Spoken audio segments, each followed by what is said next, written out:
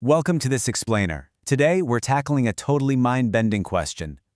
How exactly does a major crypto exchange survive an existential billion-dollar crisis? The kind of crisis that would have literally wiped out almost any other business overnight. We're not talking about a minor market dip here. We are talking about a series of absolutely devastating blows. Well, the answer lies in a uniquely engineered corporate recapitalization tool known as UNUS SED LEO.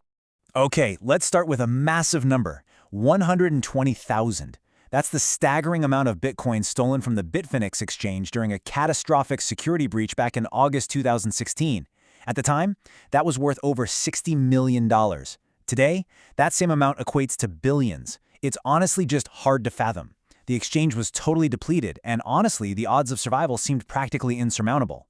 Yet the company chose an incredibly unconventional path. They allocated the losses, created a recovery token, and eventually made users whole. But you know what? The hurdles were far from over. Because if we fast forward to 2018, incredibly, they faced another staggering blow. Bitfinex's parent company, iFinex, found itself dealing with an $850 million shortfall. We're talking nearly $1 billion here. Funds have been seized by government authorities from their payment processor, Crypto Capital.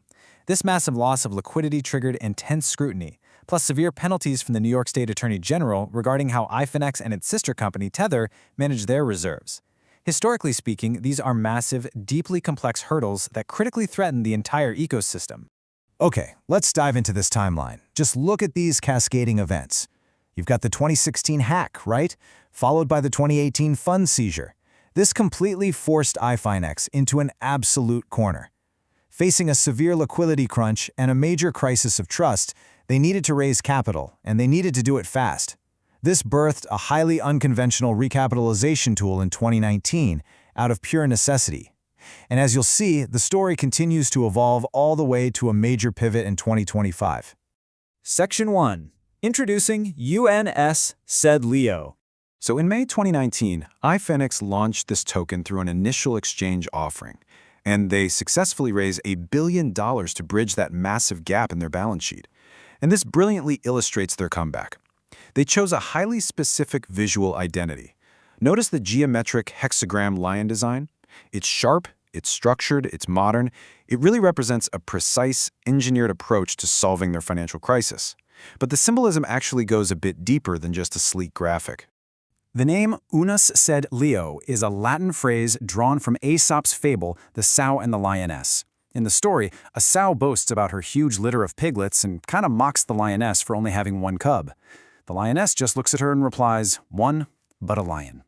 For iFinex, this became their corporate ethos. It represents quality over quantity, and most importantly, it signifies immense individual strength and resilience in the face of literally impossible odds. Section 2. The deflationary burn engine. Now, Leo wasn't just designed to be another speculative cryptocurrency, right? It's a machine engineered specifically to reduce its own supply. Here's our first rapid-fire pillar, 27%. iFinex committed in their white paper to using a minimum of 27% of its consolidated gross revenues to buy back and burn Leo tokens from the open market every single month. This happens in perpetuity, until no tokens remain in commercial circulation.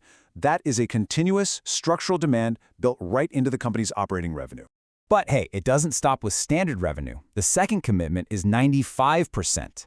Remember that $850 million seized from Crypto Capital? Well, iFinex pledged that if they ever recover those funds, an amount equal to at least 95% of the recovered net funds will be injected directly into the Leo burn engine within 18 months of recovery. And here's the final rapid-fire number, 80%. Going all the way back to the 2016 Bitfinex hack, iFinex committed that at least 80% of any recovered net funds from those stolen Bitcoins will also be dedicated to repurchasing and burning Leo. So if you think about it, the token scarcity is directly tied not just to ongoing exchange profits, but to these massive historical asset recoveries. And this isn't just theoretical. We're seeing the real-world application of this engine right now. In April 2026, U.S. authorities transferred thousands of recovered Bitcoins linked to that 2016 hack to Coinbase Prime as part of a restitution process. For LEO holders, this represents a massive, long-term bullish catalyst, because 80% of the net proceeds from these recovered assets are legally earmarked to buy and burn LEO, continually turning the gears of that deflationary engine. Section 3. Ecosystem utility and benefits. Let's move to and see how this builds out. So aside from supply reduction, what does holding the token actually do for a user? A token needs utility to drive user demand, after all. Now, what's really interesting about this is the original taker fee rebate logic.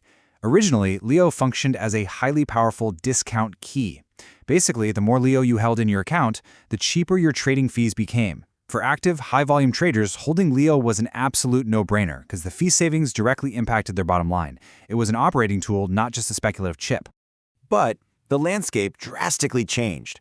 While LEO was originally prized for those maker and taker fee discounts, Bitfinex made an incredibly aggressive competitive move in December 2025. They literally eliminated those trading fees entirely. By making trading free, the gates were opened, which effectively nullified LEO's core benefit. I mean, you just no longer need a discount key for a door that's already wide open, right? So does that mean the token has no utility left? Well, not quite. While the core trading discount is gone, specific ecosystem benefits definitely still exist to maintain its role beyond simple speculation. LEO holders today still enjoy up to a 5% discount on peer-to-peer lending fees, significant reductions on crypto withdrawal and deposit fees, massive fiat withdrawal perks for high-tier holders, and even reward multipliers in their affiliate program. The utility is narrower, sure, but it's absolutely still there for platform power users. Section 4. Market performance and outlook. We have a fascinating tension playing out right now between LEO's aggressive deflationary mechanics and its recently altered utility profile. So, the crucial point is how these opposing forces actually balance out. On the bullish side of the scale, we've got the relentless buyback-and-burn mechanism driven by platform revenue, which is supercharged by the real-world inflow of those recovered 2016 hack funds. It also boasts historically low price volatility compared to the rest of the market. But on the bearish side, you simply can't ignore the loss of its core trading discount utility. Couple that with a broader macro market sentiment of extreme fear and really intense competition among centralized exchanges, and you've got a pretty complex path forward. This piece of community sentiment perfectly captures the current narrative. A user named The Bad Billy Goat noted, LEO is by far the least volatile in history. Buybacks and burns are the #1 utility of this coin. And, a lot of investors no longer view LEO as an explosive, speculative asset. Instead, they see it as a mature, structured asset. To them, the utility isn't just about saving a few bucks on withdrawal fees. The utility is the mathematical certainty of the buyback program itself. Which leaves us with this final provocative thought to wrap up our explainer today. Will the sheer, unrelenting force of the deflationary burn actually outweigh the loss of its core trading utility? Leo was born out of an $850 million crisis. It was engineered to survive, and it's mathematically programmed to shrink. Whether this corporate recapitalization tool can continue to hold its value based purely on supply reduction and ecosystem loyalty, well, that's something the entire financial world is watching really closely. Thank you for joining me on this explainer. Keep learning, stay focused, and I'll catch you next time.